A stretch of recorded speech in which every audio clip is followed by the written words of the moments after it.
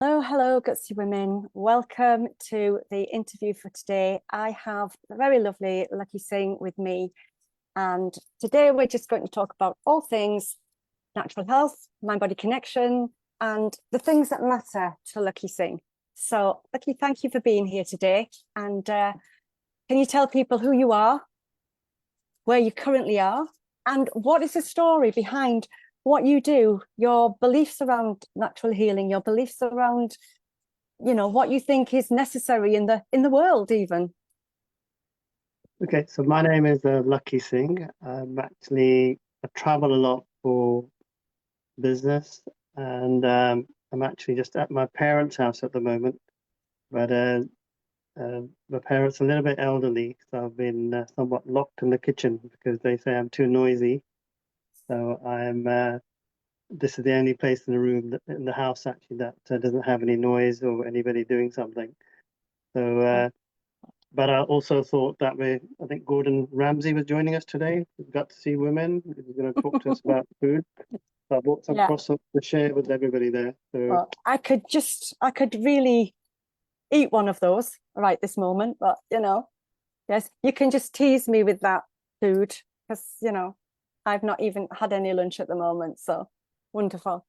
So I wouldn't really recommend this to Gutsy Women because it's no, just sending off the wrong message, I think. I think it might be. Yes, I think it might be.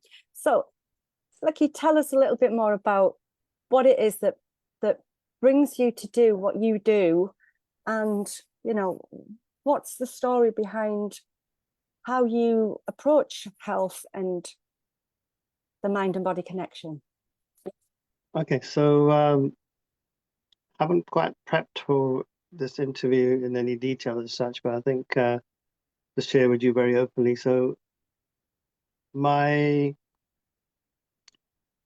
I suppose my health journey has begun in 3 or 4 different ways. The first one is that when I was about 19 or 20 years old, I was quite skinny and didn't really look after myself and just had a very poor diet. And we were brought up with a very little understanding of food and its understanding of how it can really affect your mind, spirit, and body. So I had a bit of a wake-up call when one day I had a random check in Slough when I was at college, like a random health check. And they said to me, by the way, from what we've seen is that if you don't fix your health, then you're going to have a major problem because you're going to have chances of actually having quite high blood pressure. So I said, okay, perfect. I better do something about it. And that's when I started on my phase A of my journey. Phase A of my journey actually is to really focus on my body. And then for about 20 or 30 years, I just went to the gym, looked after myself, and been very busy just on a very more of a sports. So started doing football, started doing hockey, doing squash. So that's the first phase of my health, which I think put me in good stead. And then the second part of my health, my second phase of my health journey is when I hit COVID, 2000, was it 2022? So I'm trying to think when it was. Yeah, 2020 was when it actually all kicked 2020. off. Yeah. The March 18th to March 2020. I think that's probably been the fundamental change in my ability to have a massive difference in terms of the type of work that we're doing. So I think just give me 1 second. I've got somebody. I'm just doing just got a care worker actually who just wants a video filming. That's what she's doing. Okay, so it's quite. So the second part of the journey was when I ended up getting COVID, long COVID symptoms. And that literally fundamentally changed my whole perspective on everything to do with anything, to do with health, mind, body, and soul. So in the first phase, I focused on my body for about 20, 30 years, was fit and healthy, football, hockey, squash. Then I don't think I focused on my mind or my soul at that time. Then I think I started my soul journey when I had major health issues with COVID, long COVID. So in the first 30 years, I did focus on my spirit a little bit because I did actually realize the importance of your spiritual well-being, and I became part of something called like an NLP certified practitioner. I realized the potential of actually, raising your energy and being very positive, that type of thing. And what's happened since then is that since COVID days, I had to literally take my body and mind and spirit to the whole different level because I had this really bad fatigue. I could only have a couple of hours worth of strength to be able to do anything around the house. So I ended up spending these £5,000 to £10,000 on technology. There's a product called Healy. There was a product called Cure, which is a water drink which actually sends oxygen to your bloodstream. I also ended up using another technology called the GDV machine, which actually tests your aura. Another machine called the Time Waver, which actually sends regenerative signals to your body frequency, a bit like the product called the Healy. So all these things sort of brought me back to 70-80% of where I was pre-COVID in terms of my health. So I just felt close to normal. Then in February 2022, that's when I had some fundamental changes because I went to a retreat and I did quite a lot of therapies, which really changed my whole metaphysical mind, body, and soul. So there's three key things I did. The first phase of was actually getting my body back to normal, which was drinking this water called Cure water that helped with the oxygen.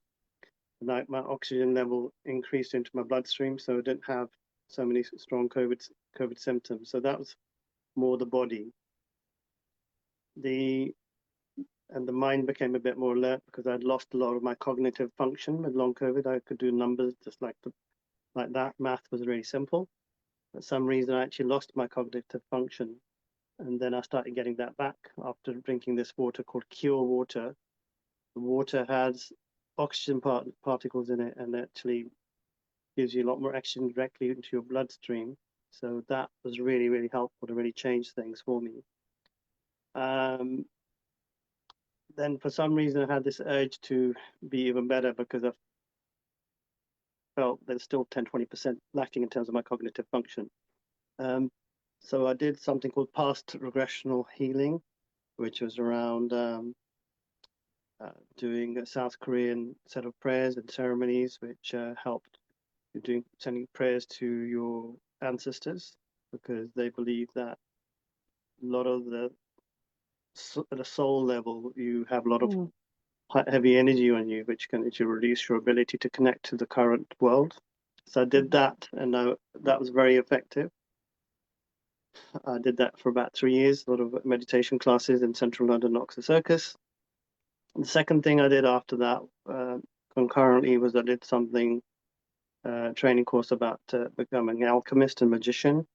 So really to understand theory around alchemy and how to actually utilize your powers is all around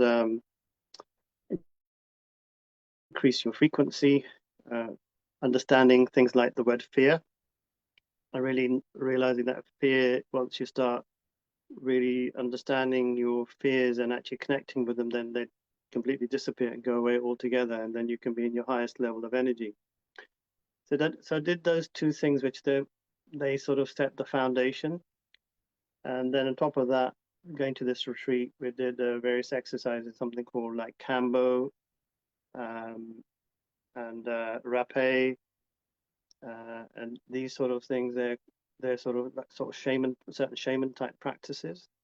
but one was actually like a frog poison, which actually clears out your whole system. So you're literally purging out a lot of toxins in your body physically.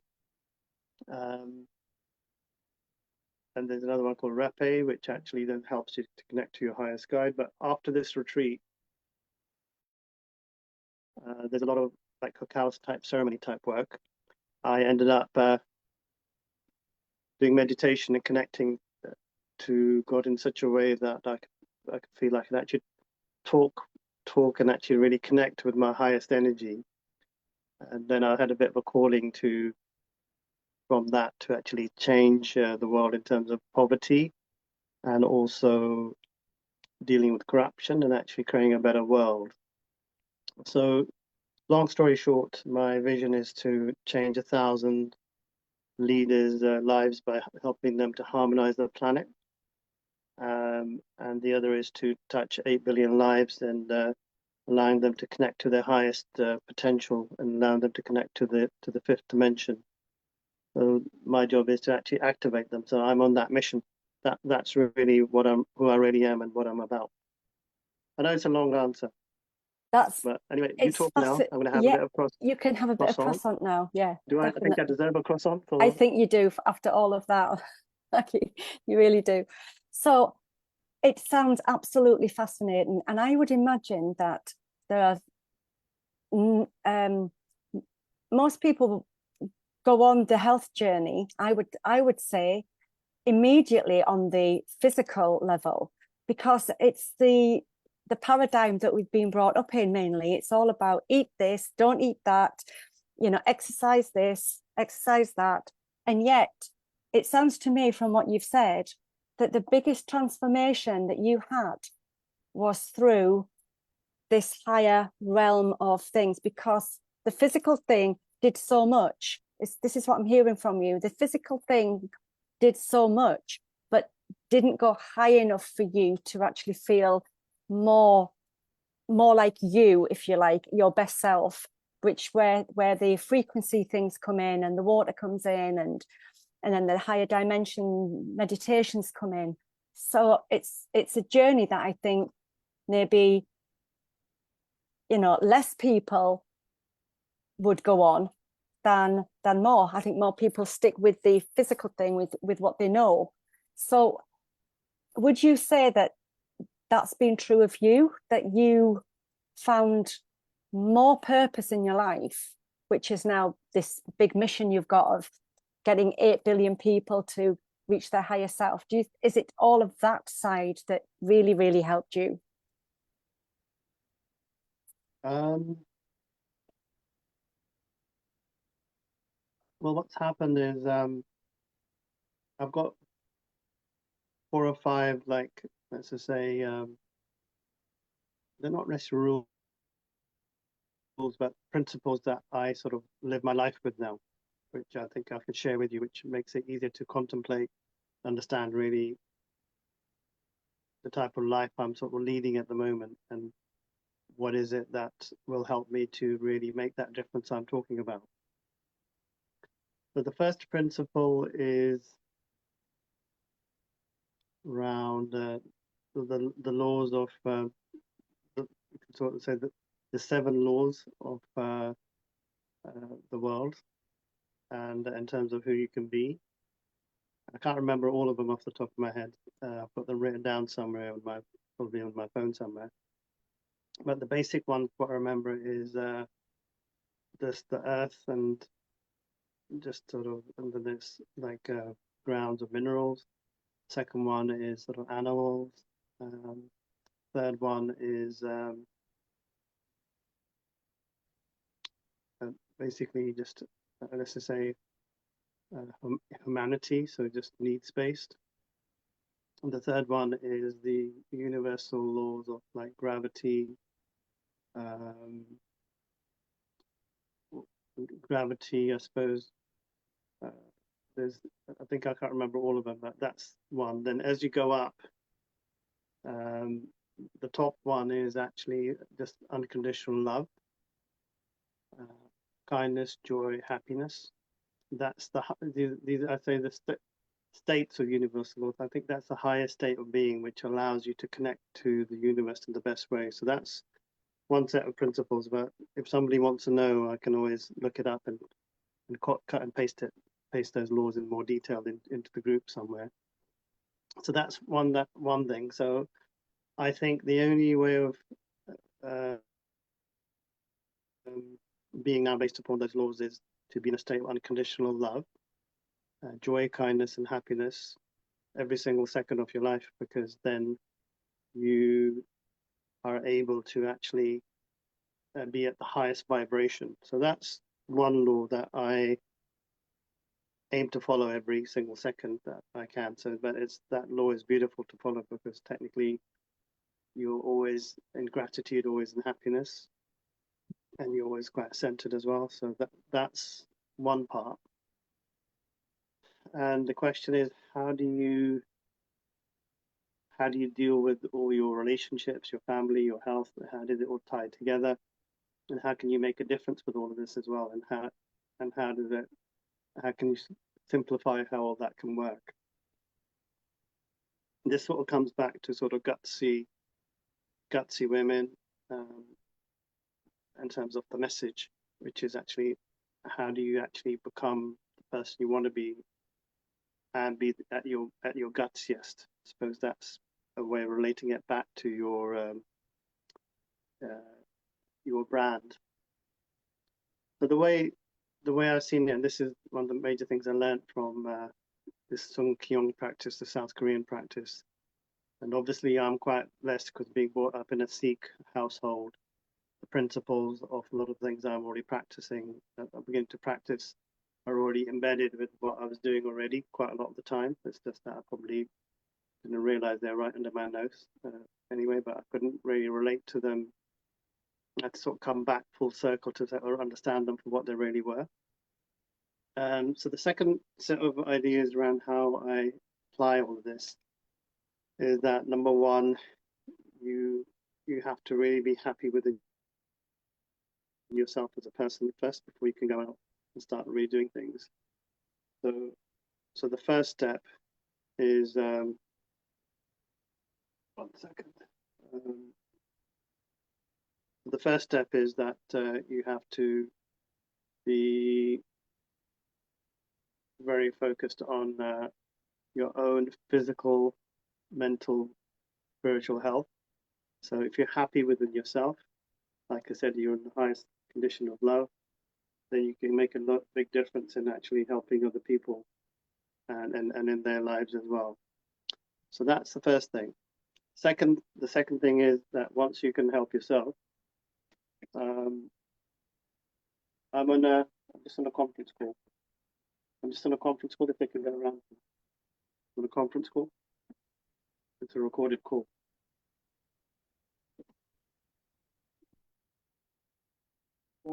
That's got the conference call taken. I've got some guests. Apologies. So basically, the second part is then your immediate relationships, like maybe your children, your wife or your husband, your parents. Actually really having that loving and kindness connection with them. That's the second part. So if you want to really go make a difference in the world, and you literally went to, I don't know, decided to go to XYZ country, which is underdeveloped, and you thought you wanted to make a difference, you haven't really dealt with your own personal happiness, your ability to really connect to your highest self, then you're going to have a lot of programs and structures and things which will bring down the energy of anything that you're doing for other people, because you can only support other people's lives and allow them to be at their best if you are at your own highest resonance. So the second part is, let's just say, family. That's the second layer. Probably a spouse, or the third layer is, let's just say, friends. And then it's really your community. Then it's your city, maybe. Then it's your country. then it's your continent, and then it's the world, and then it's the universe, that way around. So my objective is that even when the aliens land,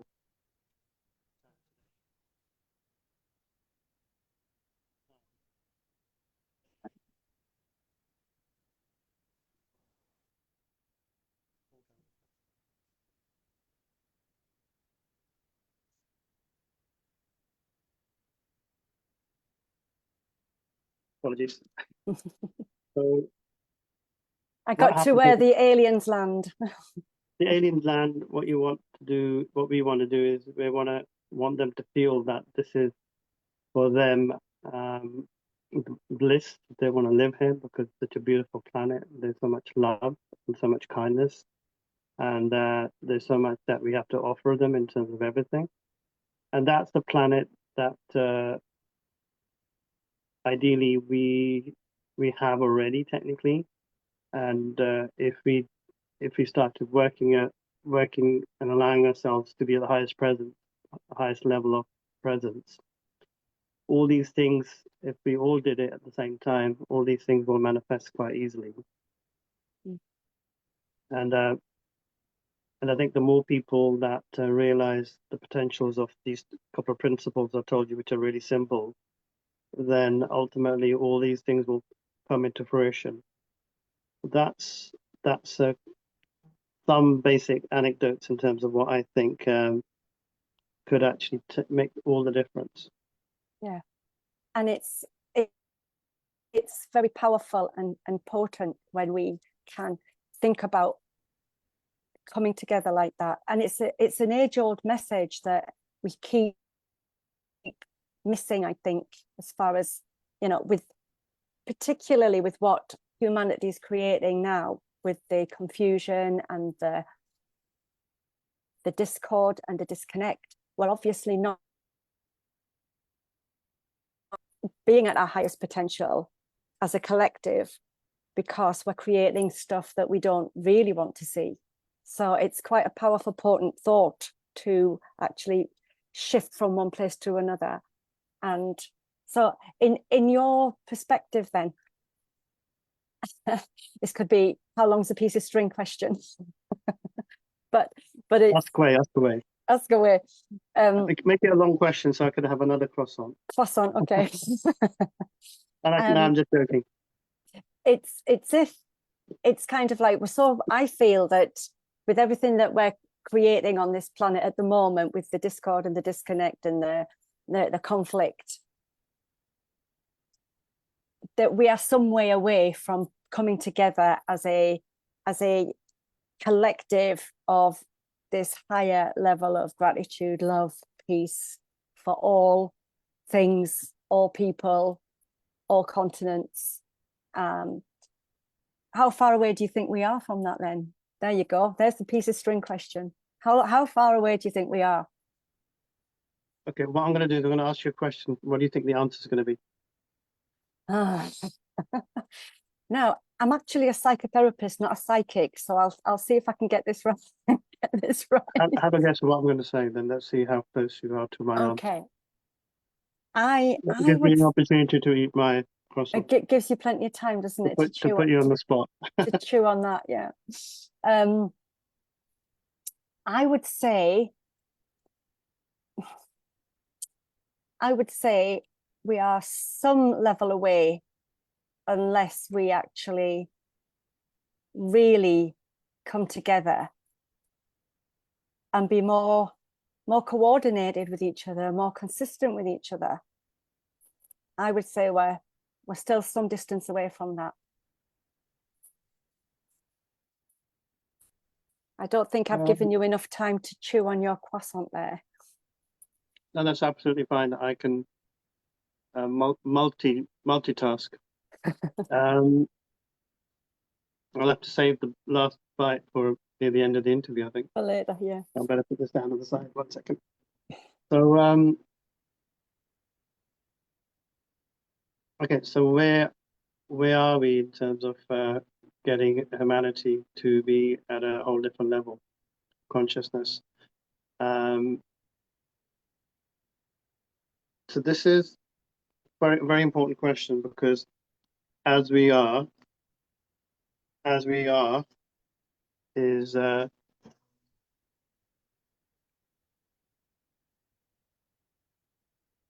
as we are is the world will be, is probably the simple answer. And I'll extrapolate the answer in a bit more detail. So basically, I like to make a joke out of this a little bit so people remember it, because the jokes sometimes make people laugh, but they also then embody a lot of the communication that we have. So this is, as far as I'm concerned, is a good way of people really embracing words which unlock a lot of their potential. So technically in life, your innie is your outie. And what does that mean? Obviously, that's a good term for your belly button. I was just going to say that, yes. Some people got innies and outies. But I usually say that as a sort of like a funny way of saying that your inner world is exactly the reflection of your outer world. So there's a couple of key fundamental points. There is no past. There is no future. And the only moment that exists is now. Exactly. So in this very moment, everything that we want to see in the outside world is done. So technically, the world, as far as I'm concerned, is actually every moment is perfectly attuning itself to be the most beautiful planet that I actually already see within myself. Mm. So that means that every single second of my life is always beautiful. Mm-hmm. Because I can already, because your inner world is the only thing that you're present to, and you can see it now. And technically, your vibrational energy is at your highest frequency, and then the whole world is now beginning to work in that frequency. And most people are caught up in the duality of the fifth dimension and the physical experience. But the reality is that there is no such thing as a physical experience. We are totally living in the fifth dimension, in a spiritual life. Is just that we perceive ourselves because we can feel that we're touching this physical touch. But the reality is actually quite different. We are literally living a soul journey, and then you have a soul contract, and the contract has asked you to fulfill something in your past life, and you need to go out and fulfill it. And then you are actually, just give me 1 second.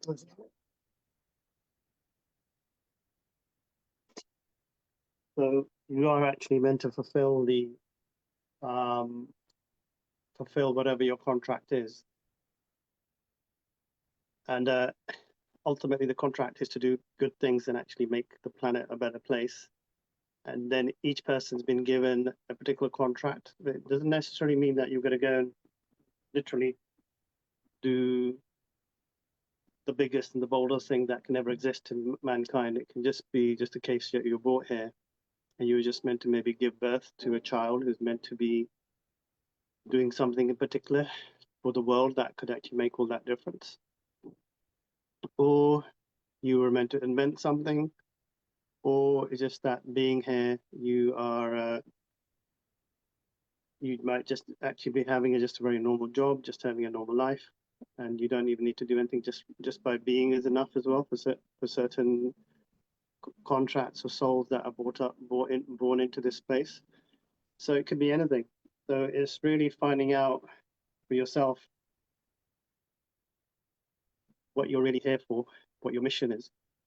So I always ask people when I meet them, I said, "Do you know what your mission is?" And anybody who's actually, let's just say, in sync with the type of work that we do, they usually will have some sort of answer that is around making the world better in one way, shape, or the other, or whatever that is, could be.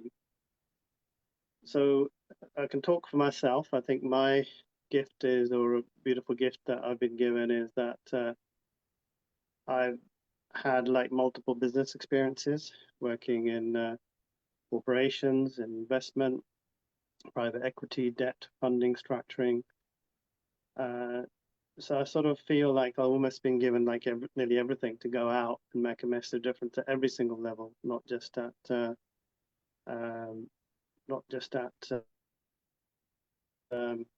charity work and helping poverty. I think I can literally help nearly every global nation, every element of poverty, every element of the 17 Sustainable Development Goals developed by the UN, which touch upon poverty, touch upon agriculture, the air, climate change, land, agriculture, agri-tech, health, disease, everything. So I literally believe that there isn't really anything that's stopping you from actually getting to a solution in terms of solving all these problems. And if you once you realize that you are technically infinite, you know, literally once you start realizing that there isn't really any limitation whatsoever in terms of your capability, all the players will come. So there's no reason why, for example, D20man couldn't really be the leader of the world. You could be the leader of the UN. But the only limitation that you have is the limitation that you set on yourself. So technically, when people say to me, why do you always take on projects and you always say yes to everything? I said, because there is no limitation. I'm infinite in my being. But they said, you've taken on 600 projects. You said to all of them, how are you going to deliver all of them? I said, where there's a will, there's a way. So somehow I have probably got about 600 projects with me, and there's about 15 or 20 I'm super active with. That somehow I'm managing to actually manage and keep on top of all of them and be effective with all of them as well. That actually even, well, it is a little bit, with the physical body is a little bit hard work because there's sometimes not much sleep. But I somehow managed to get things moving. Just give me 1 second. I'm just going to close the door.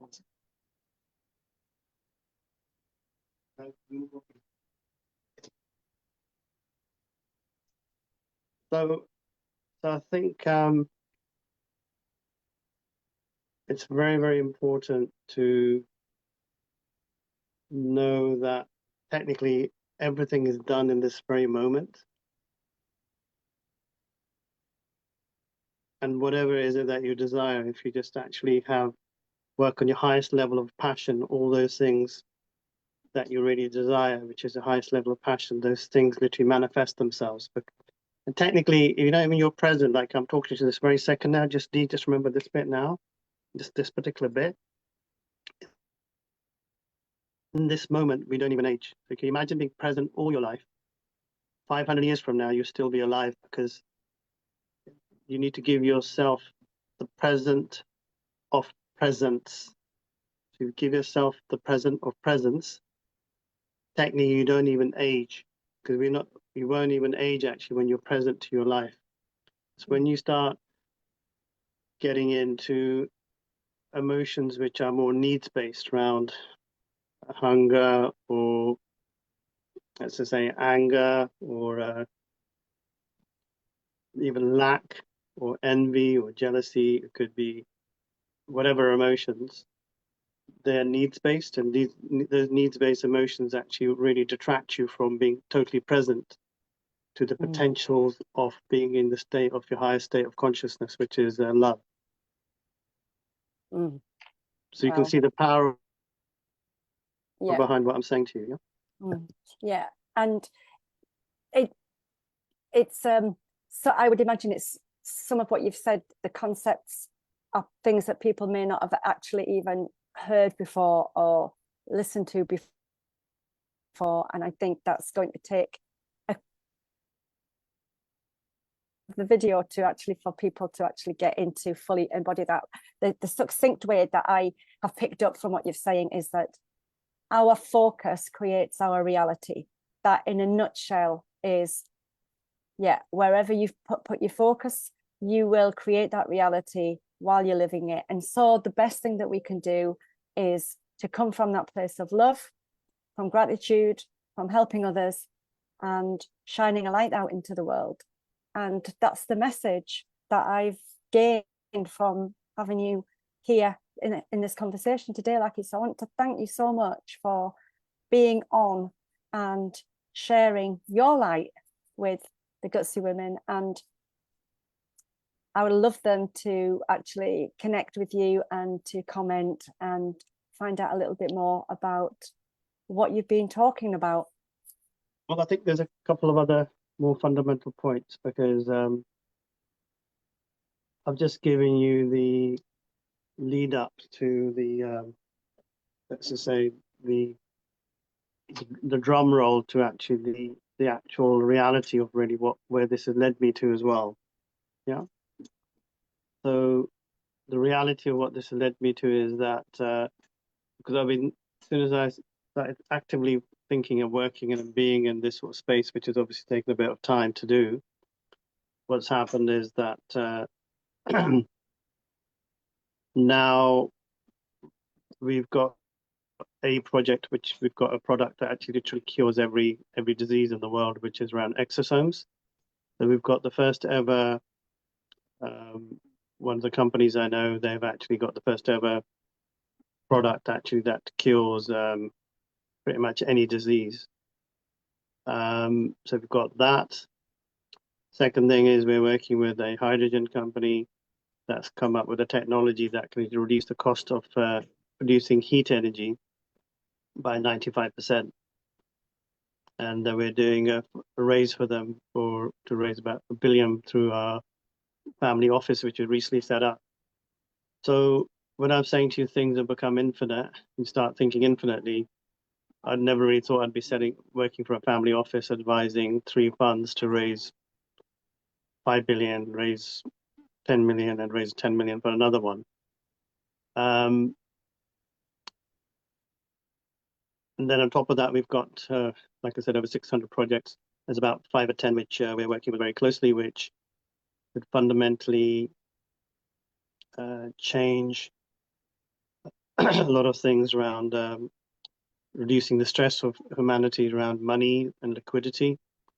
So around agriculture, they've got a couple of plant products which can actually be the next level up from hemp, which is you can create concrete, you can create clothes, you can create tea, and also produce the most levels of oxygen released into the atmosphere than any other product in the world, with the highest level of crop rotation.